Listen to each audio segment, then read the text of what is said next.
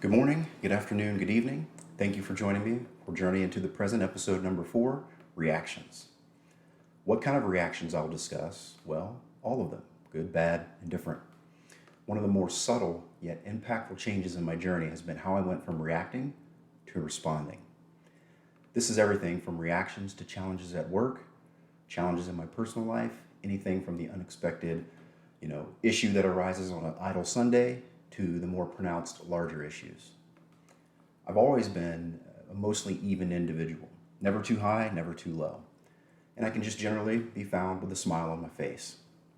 That said, when things didn't go as expected, I wasn't the type that would lose it and start yelling, but internally, this would create a tremendous amount of anxiety for me.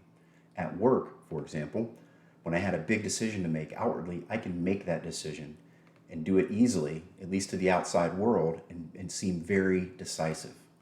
Internally, it was a struggle to keep it all together. Remember my anxiety medication that I needed for 23 years? As I advanced in my career and big decisions became more of a daily occurrence, this left me feeling exhausted at the end of most days. In my personal life, I began giving up on healthy boundaries over time that I had, although I admit those boundaries were pretty weak for a variety of reasons. Events that should have otherwise been enjoyable were much less so because I was anxious all the time. This is things as simple as going to my kids' games, going to other events in my personal life. Generally speaking, were not enjoyable because I could never leave the house without my medication. So in my life, I increasingly accepted the bare minimum for myself while still doing everything I could to give it away to others. Now, if you think about this, most of my interactions in the day caused some type of trigger that sent me down a path of non-present thinking. Leading up to my catalytic event that I shared in a previous episode, I was near complete withdrawal in my personal life and rarely, if ever, living in the present moment. So what has changed about my reactions, and what did I do to move from reaction to response? Well, for starters, I no longer have the physiological reactions that I used to have to bad news or things not going my way. I don't have to act like I'm okay. I found that I actually was okay. By pulling my thoughts, senses, and my full attention to the present, news is just that. Something of which I may have to address now, maybe I can address later, or maybe I don't have to address it at all. But if I determine it's later, or something I don't have to address at all, I started working to train my mind to shut down that train of thought until I'm actively working on the problem. In other words, to come back to the present. A real recent example of this was going out west, and my flight out west was delayed. And I knew I was going to need to run to catch a connection since we were delayed taking off. In the past, I would have been incredibly anxious, probably needed Xanax, borderline ready to vomit because, Lord forbid, I miss a meeting due to circumstances entirely outside of my control. And I would have spent more time than I should have figuring out all the ways I would make things work the following day if I couldn't be there live at this particular meeting. Only I did make my connection with about 7 minutes to spare, although I admit I was a little out of breath, need to work on my cardio. Had I not learned and grown into living more presently, I would have spent the entire 2-hour flight segment figuring out plans for a problem that never existed. As it turns out, I spent about 5 minutes on it, said, looks like it's going to be tight.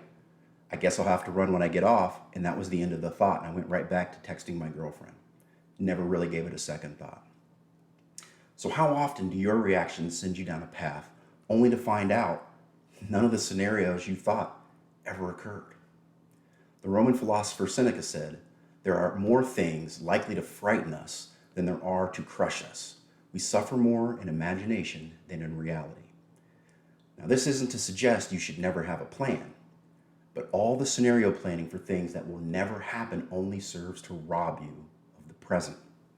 And as we learned in the last episode, the only time we have is right now.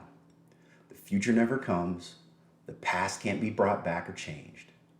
So if you find yourself reacting internally or externally, or both, the answer to controlling that likely lies within you and your ability to stay in the present.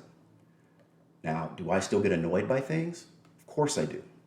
But the amount of time I lose to those distractions, being cut off in traffic, a rude comment, interactions with those who only seek to drain me is very minimal. And so you're probably wondering, what are a few quick tips? How can I work on this? Well, number one, think about responding versus reacting.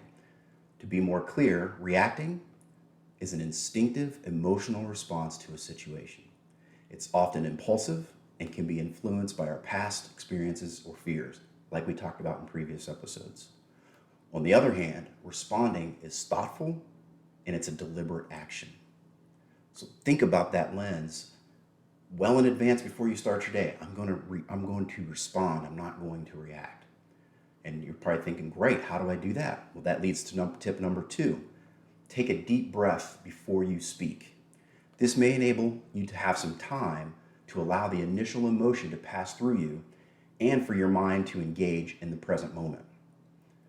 A little bit of time, you let that initial, what would have been a reaction, go through you, because you can't necessarily control what those emotional triggers are, at least not yet, and then speak. Leading to number 3, then you need to spend some time understanding what and why you're triggered and responding the way you are. It may not be what you think.